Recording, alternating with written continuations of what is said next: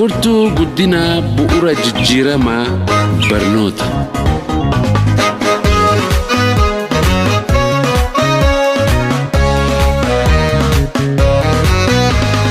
Doofummaa mancaasee lammiilee kan qabu barnoota.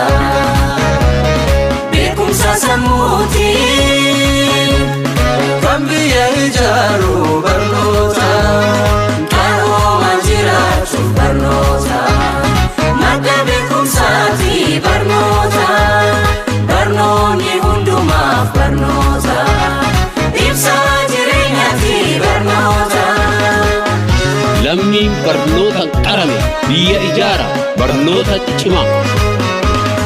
Hidhannoon cimaan barnoota, karoomsa jaadaan moosisa.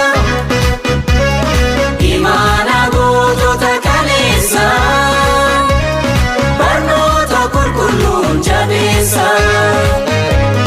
Gootonni seenaa darbanii dhaamsi dhalootaaf qabanii.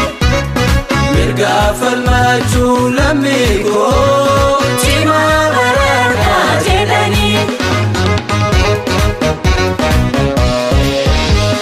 Kan Muhammad Aaru barata barsiisa.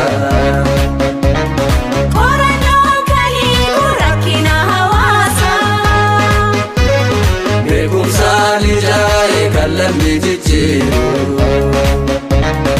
Ittaatiyeeffannu barnoota qulqulluu. Ittaatiyeeffannu barnoota qulqulluu. Yaa barsiisa boca keeniif samaa lammii fi biyyi kee. Hundarraa guddaadha biyyaa fi maanaan kee. Bu'aadhaanii madaalii dhamaatii dafqa.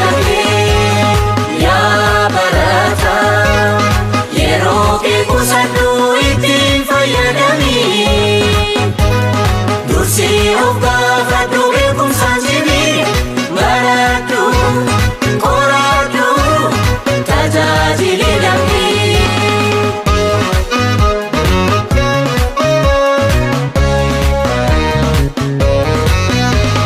Doofummaa mancaasee lammiilee kan qabu barnoota. Beekumsa sammuutiin kan biyya ijaaru barnoota. Qaroomaan jiraachuuf barnoota. Madda beekumsaati barnoota. Barnoonni hundumaaf barnoota. Ibsaa jireenyaati barnoota.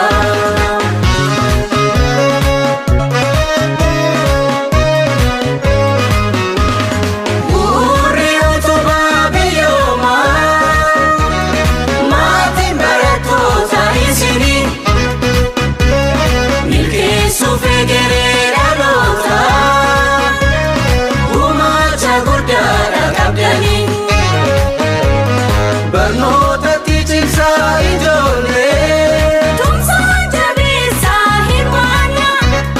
Lammii biyyaa fi addunyaa tolu. Barnoota qulqulluu ijaarra. Uumama dacheerraa sirnaan qoratanii. Kan gumaachanii kalaqa isaanii. Kan of waamsisanii addunyaa gubbaatti.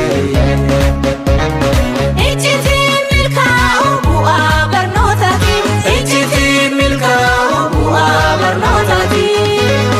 Yaa barsiisa beekumsa arjoomtee kan qartu sammuu. Bu'aan barataadha siinii kan ibsamu. Gumaachi kee yoomillee hin dagatamu. Yaa bara